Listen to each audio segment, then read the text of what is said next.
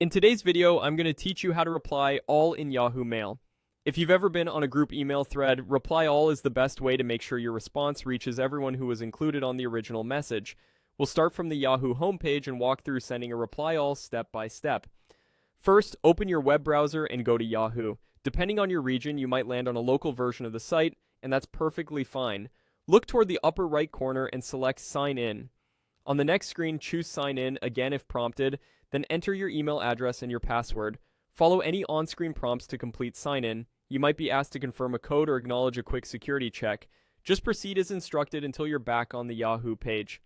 Once you're signed in, click Mail at the top right to open your inbox.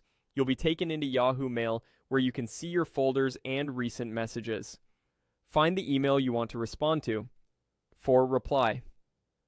All to be useful, the original email should include multiple recipients, either in the by to or CC fields. Click the message to open it. With the email open, look for the reply controls. You'll see Reply and Reply All.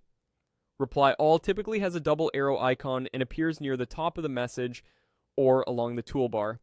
Click Reply All. Yahoo Mail will open a compose window that automatically fills in all original recipients, keeping the subject line and conversation thread intact. Now type your response in the message body. Before you send, take a quick look at the to and CC fields to confirm that everyone you expect is included. If you only want to respond to the sender, you can switch to reply instead, but for this demonstration, we're keeping everyone copied. Keep your message clear and concise, and if the thread is long, reference the point you're addressing so it's easy for the whole group to follow. When your message looks good, click Send.